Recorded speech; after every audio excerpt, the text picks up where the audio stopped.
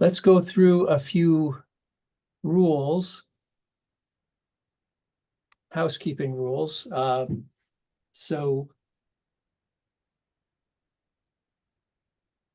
Welcome.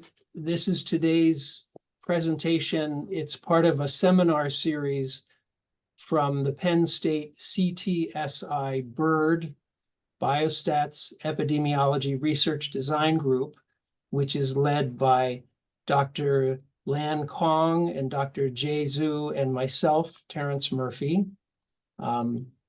Here's a list of the seminars that we've given so far. This is our final presentation this fall, and just like a good meal is followed by dessert, we've saved Dr. Jennifer McCormick to present last, and her talk is called Research Ethics, a Thumbnail Sketch. This Zoom session is being recorded. Please mute your microphones during the presentation. You may submit questions with the chat box during the lecture, and when Dr. McCormick finishes and opens up to questions, then you may unmute yourself and ask questions directly. Please note that all registrants will receive the slides, a link to this recording, and an opportunity to provide seminar feedback, which we encourage you to do and which is very much welcome. Again, the title of Dr. McCormick's talk today is Research Ethics, a Thumbnail Sketch. And I'll just give a few words to introduce our speaker. Dr. McCormick is an associate professor in the Department of Humanities at the Penn State College of Medicine. She is also on the faculty of the Biomedical Sciences graduate program, and she has a very rich educational history, and she's kind of a Renaissance scholar. She studied biology and chemistry in her undergraduate studies.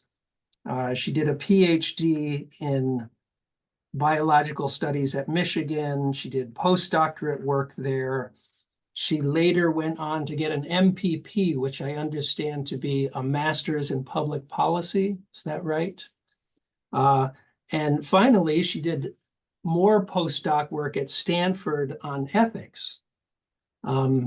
She has over 100 publications between journals and book chapters and editorials and commentaries.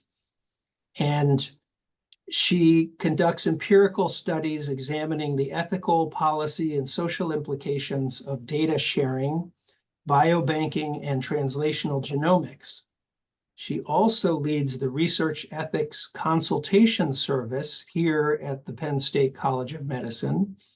And her scholarship focuses on the promotion of professionalism and social responsibility in science, the responsible conduct of research, research ethics, and science policy. So we are very fortunate to have her with us today. And Dr. McCormick, I will stop sharing and I invite you to share your official slides. All right.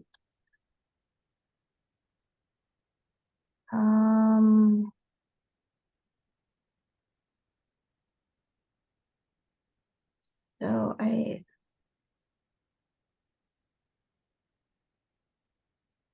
all right. Yes. Okay.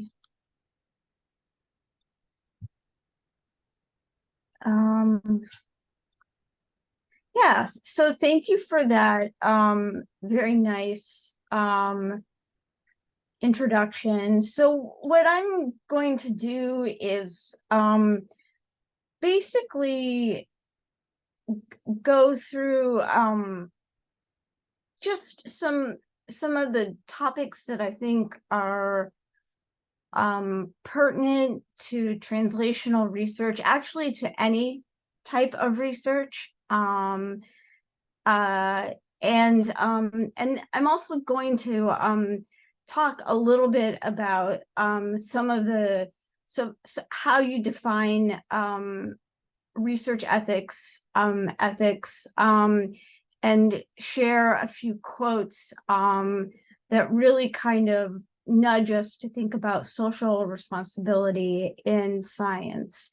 So to start off with, there are terms, so ethics, so going to Webster's, ethics just is basically the principles of conduct governing an individual or group. So we can really kind of think about this as, in the context of science and research ethics, it's the principles or norms that are actually guiding how we do our research.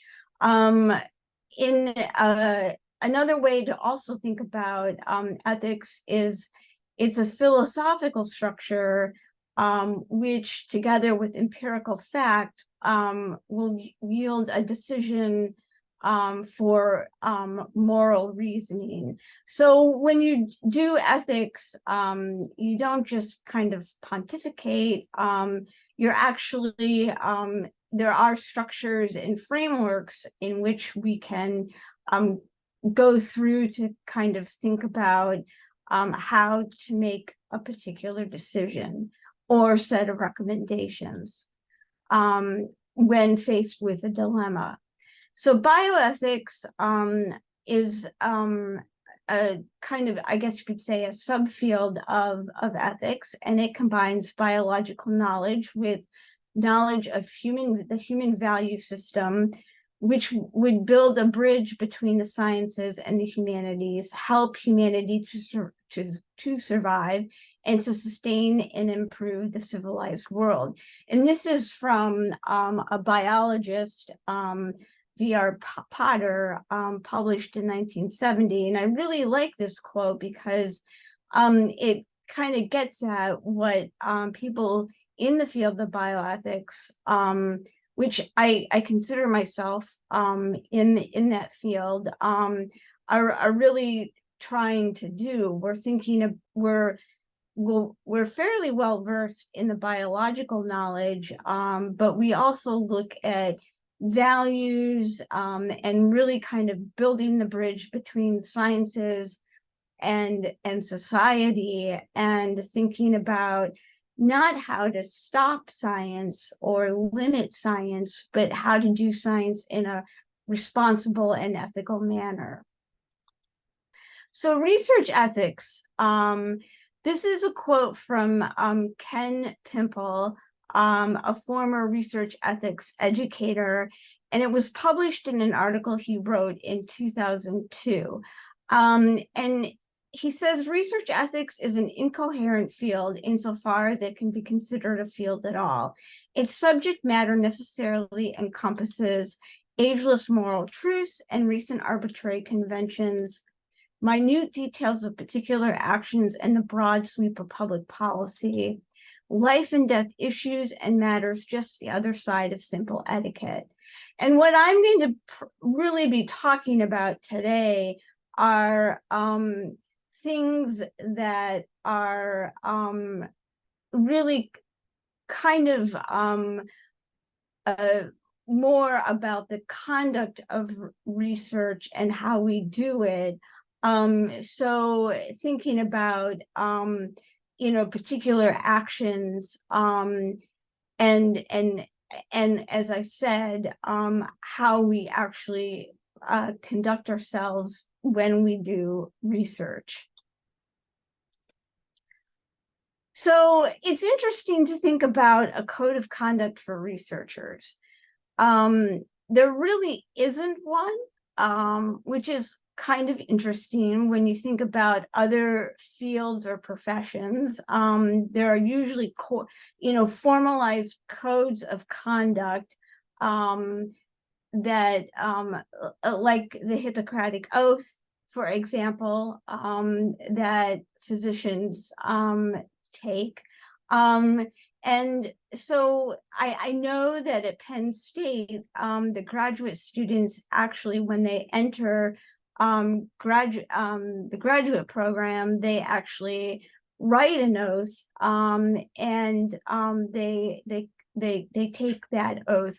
But that's kind of more an anomaly rather than the norm. But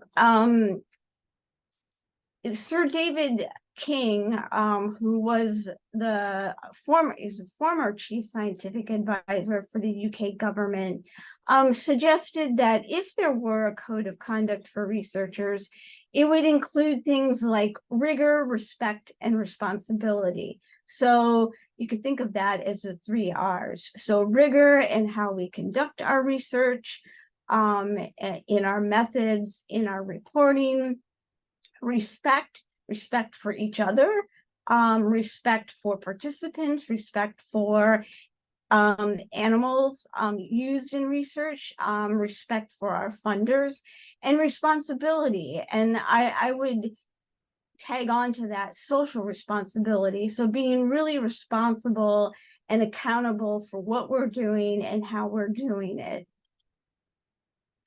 So why do we want to talk about this? And here's another quote that I really like, and I'll read it for you. But we talk about this because the life sciences have been and will continue to be prone to the influences of ethical, religious, social, cultural, and philosophical beliefs as to the nature of our life and our human place in the natural world.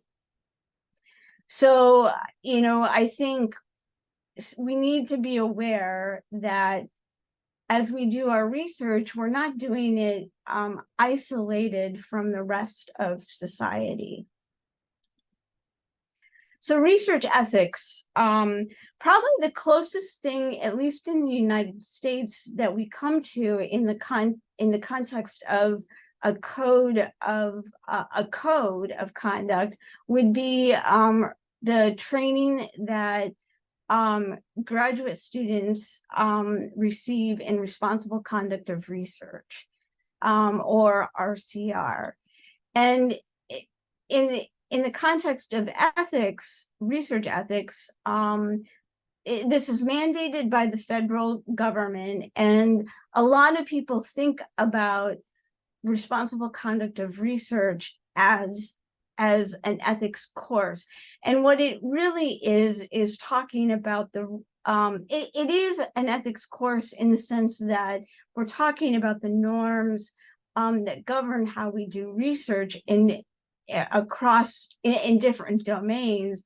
But we're also talking about different policies that have come up in the context of research to govern how we do our research. So it's required by NIH trainees and NSF trainees, and most institutions require it of all their graduate students. And NIH started requiring it of its trainees back in 1989, I believe, and NSF more recently started requiring it of its trainees with the passing of the America Competes Act back in probably about a decade or so ago. So responsible conduct of research, or RCR, consists of a number of domains that must be, or that are encouraged to be covered in the curriculum, and that includes mentor-trainee responsibilities and relationships, research involving animals, the peer review process, collaborative research, publication practices, including authorship, data acquisition, sharing, management, etc., conflict of interest and conflict of commitment, use of humans in research, research misconduct, and social responsibility in research. And in this talk, I'm going to touch on these, actually all of these on this slide, all of these topics, just very briefly. So research misconduct, what is it? It actually has a very narrow definition, and it has an interesting history as to how we came about to having this very narrow definition. Actually, we've only had a policy for research misconduct since about 2000. which I think is really interesting. And for those of you who would like to learn more and are kind of nerdy about science and history of science, I would encourage you to read a book by Daniel Kevles about David Baltimore and the case that was brought against him in the context of research misconduct. So research misconduct is narrowly defined as fabrication, falsification, or plagiarism in proposing, performing, or reviewing research, or in reporting research results. Fabrication, basically making up data or results and recording and reporting them. Falsification, manipulating the material or equipment or processes, or changing or omitting data and results such that the research is not accurately represented in the research record. And I think in the context of biostatistics, I think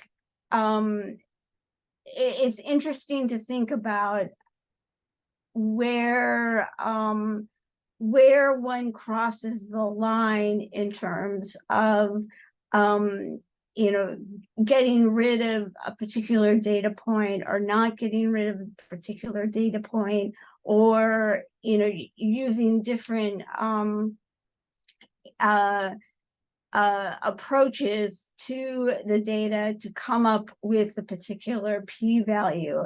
And I know that most biostatisticians are really kind of sensitive to this, and I think appropriately sensitive to this, because just thinking about this definition of falsification, you really wouldn't want to cross the line. And then plagiarism, I think we all know what that is, and that's the appropriation of another person's ideas, processes, results, or words without giving appropriate credit.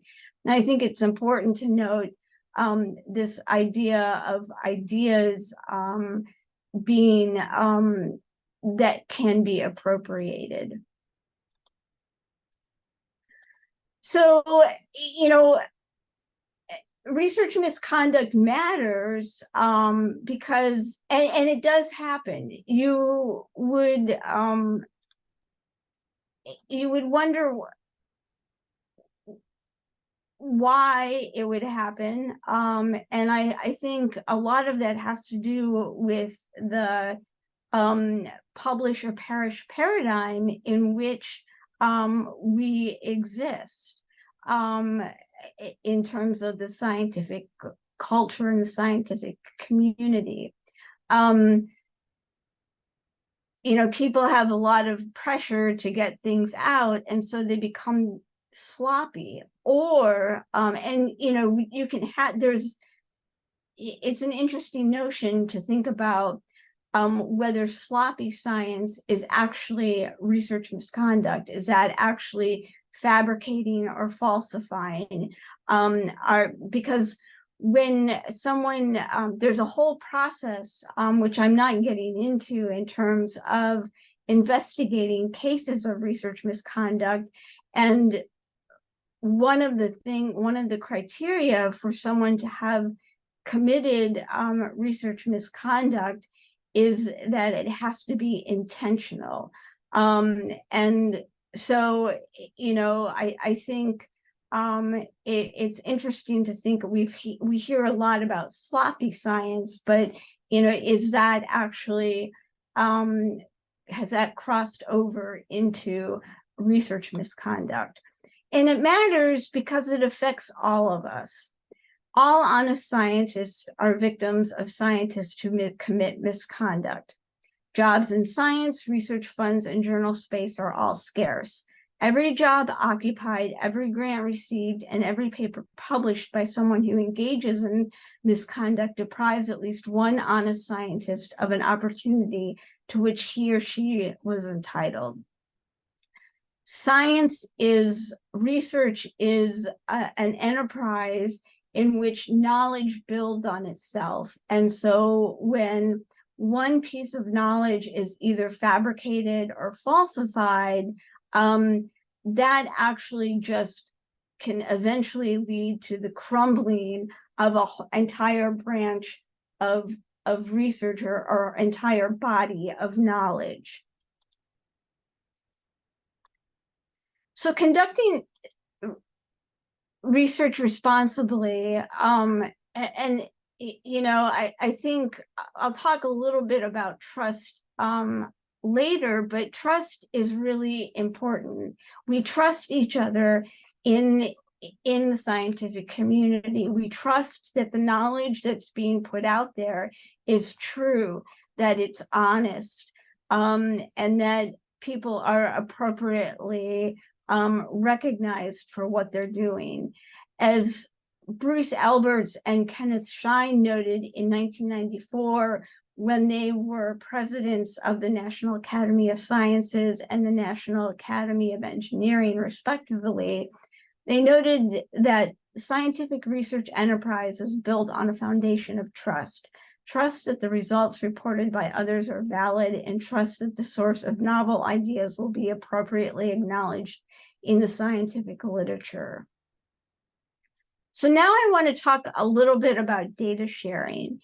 And we have data sharing because, you know, and I put a question mark behind this because it's a culture of science. You know, I think on the one hand, it is part of the culture of science to share data and to be very collaborative.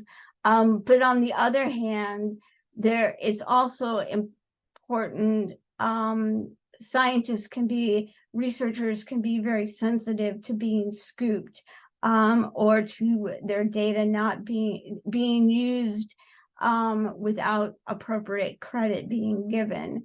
But we have data sharing, and I would argue that science is becoming more and more collaborative, and the biological sciences have entered the big science era. And a lot of that has been facilitated by the large databases that exist. And we have data sharing because it really can facilitate downstream applications of fundamental discoveries. It's also, I think, a social responsibility to share data. And I say that because we have to think about the fact that the public are funding our research and they want the biggest bang for their buck. And so the more we share, the more we can glean and do interesting analyses from larger sample sizes. So NIH has mandates for data sharing, you know, making data publicly accessible. They've had such mandates largely in the form of data dissemination or the dissemination of findings since 2003, and genomic data sharing really since 2008. But I think more recently, NIH has issued a data management and sharing policy. And for those of you who haven't heard about it, I would encourage you to dig a little bit in it. But in this, they're basically requiring all data from any data from any NIH-funded grant application to be deposited in some type of repository, obviously de-identified data. And there are a number of different repositories that are available for this, but my understanding is that NIH is actually creating a repository. And this goes for the type of data that I collect, even qualitative data, not just quantitative data or genomic data. So there are a number of challenges. It's thinking about who has access and who decides who has access to the data. And this is thinking about it in the context of governance of the data. In all these different repositories, who's actually making these decisions, and are these decisions the decision makers, is there a decent representation from across a number of different interests to be making these decisions for the best interest of those who collected the data and those whose data it might represent. I'm thinking in that context, data from human participants. So it's also thinking about what exactly is shared and how it's shared. And then also informed consent is really key. And this is again, in the context of data collected from human participants. It's really important that it's very transparent to participants that de-identified data will be shared, and that once the data are out there and shared, they'll be used by all sorts of researchers for all sorts of different studies. And,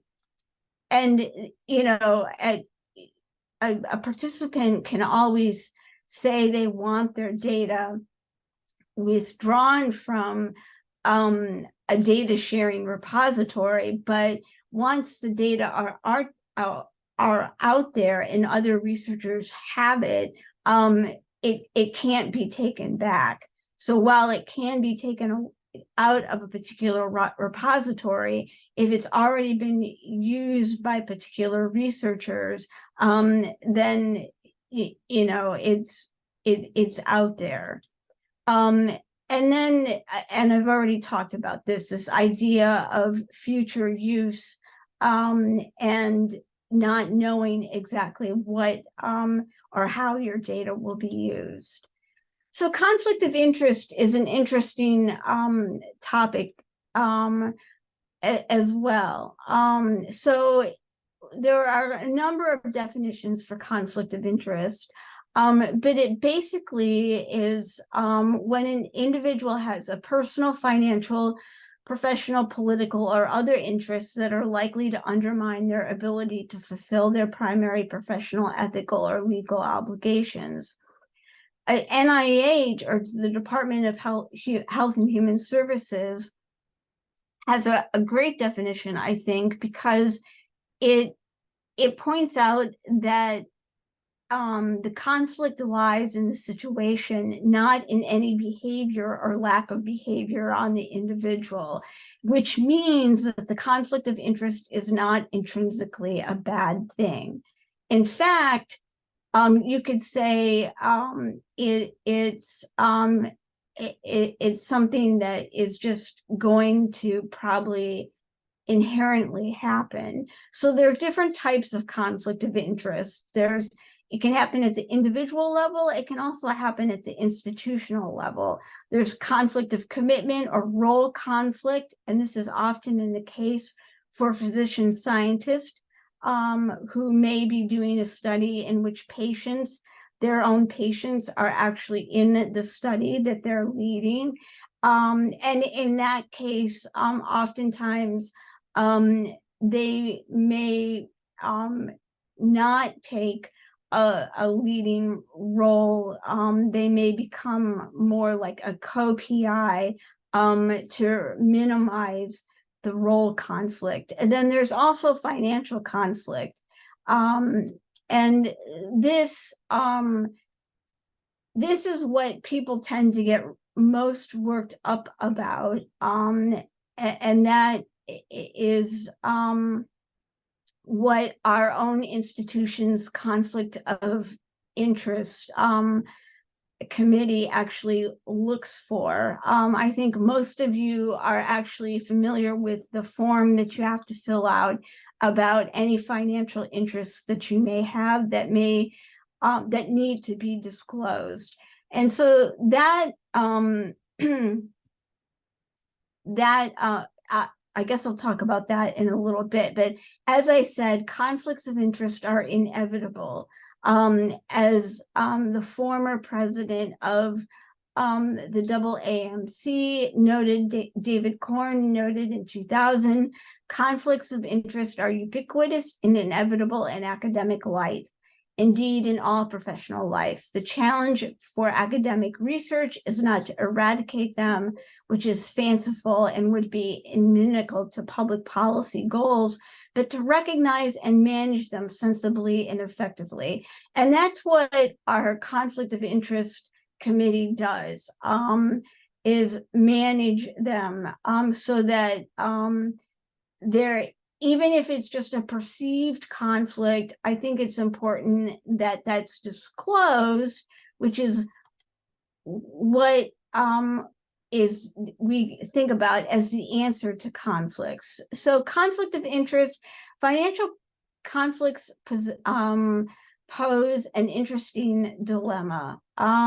So on the one hand, we have people who say things like what Sheldon Krinsky noted, where he said, my contention is that the most significant loss in permitting academic scientists to pursue technology transfer, to establish new companies in partnership with the university, to exploit intellectual property of scientific knowledge, is that it turns the university into a different type of institution. The greatest losses are not to the academic professions or to the scholarly publication, but rather to the social role played by universities in academic life. And here he's basically saying scientists really should not be in situations where they have financial conflicts of interest, that we should not be transferring our technology or the technology that we develop at universities out to the public domain, to different companies, so that it can be further developed into a downstream application. Because when that happens, scientists actually get a piece of the royalties from that. And so that's how the financial conflict of interest is created. So we have people on the one hand who think that that should not be happening, but on the other hand, we have part of the mission statement that many universities, including our own university, say. And here I've taken this from the mission of Penn State University, as we know, is a multi-campus land-grant public university. Our discovery-oriented, collaborative, and interdisciplinary research and scholarship promote human and economic development, global understanding, and the advancement in professional practice through the expansion of knowledge and its applications in the natural and applied sciences, social and behavioral sciences, engineering, technology, arts, and humanities, and a myriad of professions. We provide unparalleled access to education and public service to support the citizens of the Commonwealth and beyond. We engage in collaborative activities with the private sector, educational, and government partners worldwide to generate, integrate, apply, and disseminate knowledge that is valuable to society.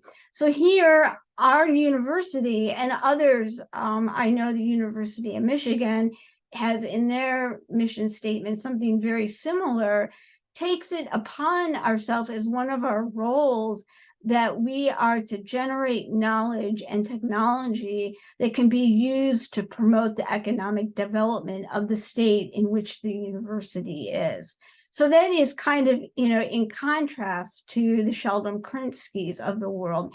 And it's a really interesting, I think, dilemma and a tension, because a lot of policymakers who actually oversee what kind of funding comes to our campuses actually have both views, and so there's some tension there.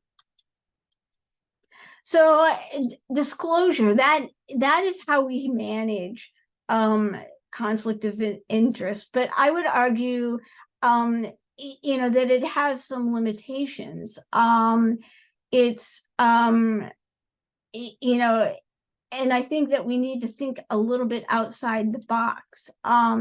So outside the box thinking might include disclosing the details of why the relationship is important, because right now all we do is disclose that there is a relationship. But I think if people, including the public, understood why the relationship with the private sector, for example, is important, then they might have a more clear understanding of why that conflict of interest exists and be more forgiving. I think it's providing general public disclosure, signs and institutions and information sheets, included in patient materials. And what I mean by this is just by saying, you could have a sign that says, we at Penn State College of Medicine, we collaborate with many other universities and with the private sector, and our collaborations with the private sector help us, enable us to get our knowledge and the technology we develop out into the public domain for use by society. So, I mean, things like that, I think just being more transparent is something that we could do and maybe should do. I think bringing non-institutional, non-science individuals into conflict of interest review committees might be something that we could do, considering how the civic scientist notion might be used. And again, this is where the civic scientist is where the individual researcher talks one-on-one with people, with their neighbors, with their family members, explaining the process of science, including how and why relationships with the private sector are important. And I think highlighting success stories. There are a number of times when academics had relationships with the private sector and it didn't work out. And those are the stories that actually make the headlines. And I think we need to do more about highlighting the success stories of when researchers and academic institutions have partnerships with the private sector, and it actually turns into something beneficial for society in the context of creating a new medication, a new therapy, and some type of new technology. So use of humans in research. I'm going to go through this really quickly just in the context of time. Most of you are probably have taken the city training and are familiar with the Tuskegee study and the atrocities of World War II, and the Helsinki document, the Nuremberg Code, and how those all kind of have come together to help create the policies that govern our use of humans in research to this day. But what you might not be aware of is that in 1966, there was an article by Henry K. Beecher that actually highlighted a number of instances in which human participants in research were abused or misused. And that also contributed to our government actually taking steps to really think about what types of policies should be in place to govern scientists who use humans in research. So the National Commission for the Protection of Human Subjects of Biomedical and Behavioral Research otherwise known as the National Commission, was formed in 1974. And this is the group that created the Belmont Report, which is what our policies are based on. And in there are the principles or norms for conducting research with humans. And the three that we think about are respect for persons or autonomy, beneficence, do good, the opposite of which is non-maleficence or do no harm, and then justice. So the common rule is what we think of in terms of what governs the use of humans in research. And the common rule established the Institutional Review Board, or the IRB, and basically gave the guidelines for what who should be on it. And then it also instituted and formalized this notion that informed consent should be done with humans used in research. We could go into a whole different presentation talking about informed consent. It's an interesting concept, but the common rule is really technically 45 CFR 46, and then the parallel for the FDA is 21 CFR. So the common rule also established what is human research. And so I think it's just important to remember that it's a systematic investigation, and human participants are living individuals about whom the investigator conducting research is obtaining information or biospecimens through an intervention or interaction that will be used in the study, or obtains, uses, studies, analyzes, or generates identifiable private information or identifiable specimens. So it's really kind of key to think about what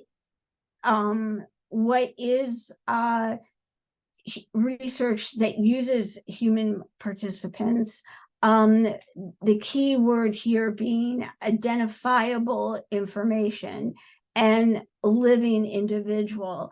And so it gives one pause. And while I myself like it when I am using de-identified information because or data, because then I don't have to go through the IRB, we have to remember that really nothing can be completely 100% de-identified. And so, it's an interesting conversation to think about whether the IRB should actually be, have jurisdiction over all studies using any type of data collected from a human participant. So the informed consent, it's more than just a document, it's a process, and it's an ongoing process. And I think sometimes we forget about that. Informed consent, the whole point of informed consent is to respect the autonomy of the individual participants, to let them know what they're getting into, and to give them opportunities to ask questions, and to not sign up or to withdraw at a later time. We have it because, as I said, it's a mechanism by which we can officially recognize the autonomy of individuals. And I noted here, do we rely on it too much? And what I meant by that is I think we rely on the document too much, where we need to think about informed consent as a conversation, as a process, ongoing, in which we continually remind participants of what what they're involved in and why they're involved, why their involvement is important, and asking them whether they want to continue participation in the study. So there are challenges, and some of those are returning potentially clinically relevant data to individual research participants. There's an increasing notion that participants should have access to their data. This is a particularly hot topic in genomic studies, where participants are wanting actually even the raw data. And so, you know, it's thinking about whether they have an actual right, whether we should be returning that information. And in the context of clinically relevant data, you know, it's how should that be returned, and whether the findings actually need to be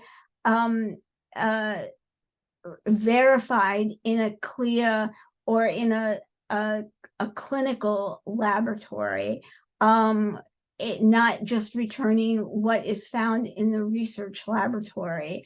And there's a tension there in terms of who should be paying for that extra testing. And, you know, thinking about the role of a PhD researcher, is it their role to act as in a clinical context by returning clinical relevant data? And as I said, that gets to the point of who should actually be returning the individual data to participants. So data sharing, which we already talked about, community consent versus individual consent. And this is largely in the context of using Native Americans in research, just given the structure of their communities in terms of how it's often the tribal leaders who are giving consent, not the individuals who are actually participating in the studies. And then also this increasing blurring division between what is research and what is clinical care. And I think that is really an interesting, you know, topic to think about, because it gets to this notion of therapeutic misconception, and whether research findings, whether the role of research is actually to provide care to the individual research participant versus to actually generate new knowledge. And so there's that tension. And then also, I think another challenge is increasing the diversity in study sample populations, and then how to appropriately include vulnerable populations in our studies. How should consent be conducted, and how do we make sure that studies that are necessary, and excuse me, that are necessary in these particular vulnerable populations are conducted, but we're appropriately protecting them. So another interesting notion is this idea of misbehaving in research or questionable research practices. So there was a study done a number of years ago, and basically the bottom line is what they found was that what bothered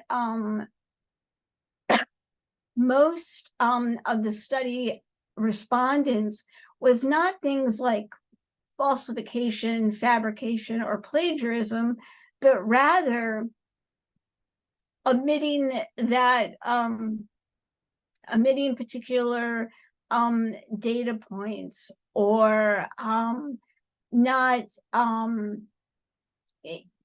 using ideas without appropriately obtaining permission or giving credit, publishing, doing what's called salami publication, where you have a large data set, but the results are where they probably should have been in one publication. You're actually slicing the data into a number of smaller publications. So inappropriately assigning authorship credit. So giving credit to people who really had nothing to do with the study, withholding particular details of a methodology, using inadequate or appropriate research design, etc. So these things that really don't fall under the definition of research misconduct or fall under the abuse of humans were things that bothered researchers. And Nick Stenick created this guide, but really what we see is this is where a lot of our problem lies. Well, this happens. These behaviors actually are pretty large, and we don't actually pay as much attention to them as we should. So I think, you know, at the end of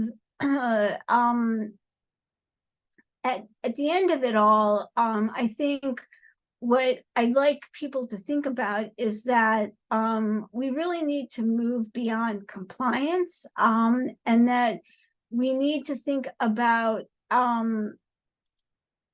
the various aspects of professional conduct encapsulated by the notion of social responsibility and scientific research. So this idea, going back to this idea of rigor, respect, and responsibility. So in the interest of time, I'm going to really zip through these. So Ken Pimple, whom I mentioned, pointed out that there are a number of things that we should actually be thinking about. We should ask, you know, we should think about scientific integrity. We should think about our interactions among the scientific community, in other words, the social relationships. And then we should also think about the societal impact of our research. So we should think about, when we're doing our research, is it wise? And think about that in the context of the agenda of the broader societal and physical world. So we have to remember that the findings that we come up with are truth in a particular context, in a particular situation. They're not the end-all be-all truth. And I think that's something that we could be better about in terms of communicating with the public. Science can tell us how it works, and predict the consequences of particular actions. But at the end of the day, the public must assess and evaluate the science in the context of their values and preferences. So I will leave you with this. To preserve the public trust in research, the scientific community must go beyond the culture of compliance. It must strive for a culture of conscious, one in which we do the right thing, not because we are required to, but because it is the right thing to do. So what this is saying is actually that, you know, a lot of what I talked about you could call compliance, which has a basis of ethical principles in it, but we need to move beyond thinking about these are the rules and I'm just going to follow the rules, but we need to think about why we're following the rules and the ethical principles underlying those rules. So with that, I know we're at time, so I will stop here. I guess.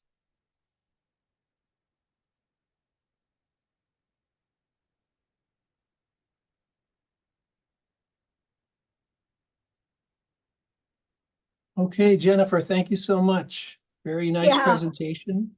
It looks like not many people stayed on, but that's okay. Well, we started a little late, and oftentimes people have to rush out once we reach the top of the hour. Now, the good news is that those of us who remain are largely biostatisticians. And you made a comment or two in there about p-values and such, and I would assert that biostatisticians are quite conscientious in that I'm generalizing here, and I invite my colleagues to set me straight if I'm not making sense. But I think by and large, biostatisticians do not want to just find p-values less than 0.05. Like everyone, we want to find significant results, but I would like to think that we have our own sense of integrity and professional responsibility, and our goal is to come up with reproducible research, right? And often, having a p-value just under 0.05 is not entirely meaningful. And in fact, it's in my view, it's not really different than having a p-value of 0.06, right? Yeah. So that's the first thing I would say. Second, I go on the assumption that everyone wants to conduct research with integrity and responsibility, and that many times mistakes are made unintentionally, and with much of the techniques and the approaches that we use, there is just great uncertainty, right?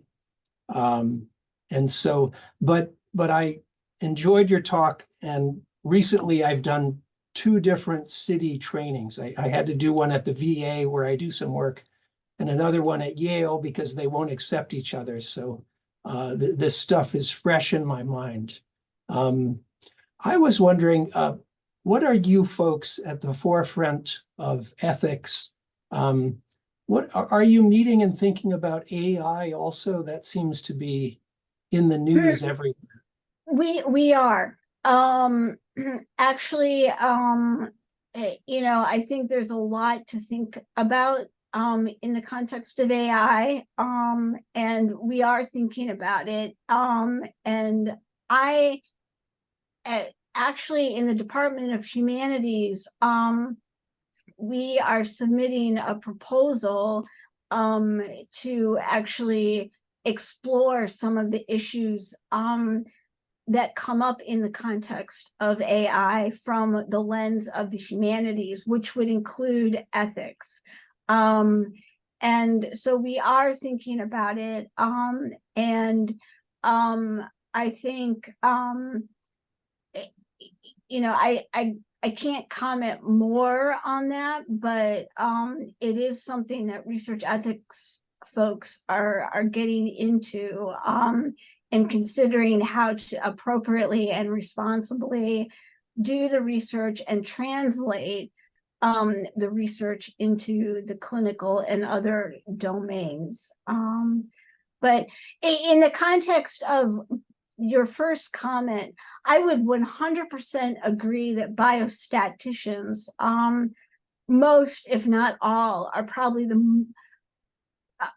are very conscientious about the whole p-value thing. And it's the biostatisticians that, unfortunately, I think have a role sometimes of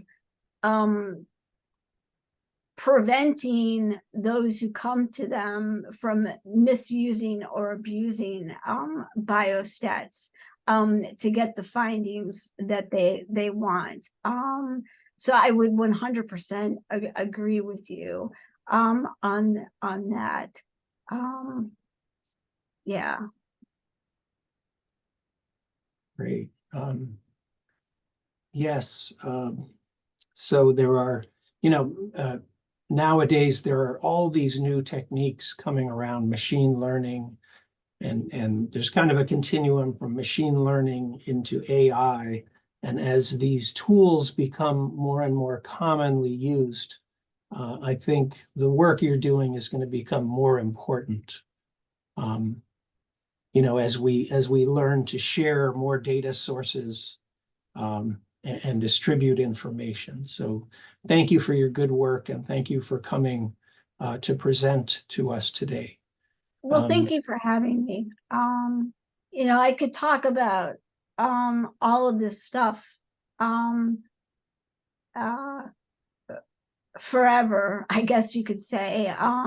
And part of what I do is think about policy and science policy. And so the underlying, like I said, the underlying processes by which some of these policies have come into place is in and of itself kind of interesting as well. Especially the research misconduct piece. Yeah, so thank you for having me. And I'm just sorry there weren't more people. Yeah. Yeah, This the is timing recorded. is, sorry, go ahead, Lam. Yeah, what I mean is this is recorded, so people who are not able to make it today, they are able to watch it on their own as well. So we do put this on the YouTube channel. Oh, okay. Great. Yeah, cool. Okay, so Jennifer, if you would be so kind as to email me the slides you presented today. I think you said the slides you shared with me yesterday were the penultimate version. Yeah. Then I can make sure those become available to the registrants. Is it okay if I turn it into a PDF? Of course. Okay. All right. Sure. I will do that. Okay, well, thank you again for sharing all your expertise and your knowledge, and trusting that the rest of your semester goes well and that you have a wonderful holiday break. Same to you all. Take care. Take care. Thanks again. again. Thank you. Probably Bye. see you on Friday at the Yes. CTFI. See you then. meeting. See you then. Thank Yep. you. Bye. Bye.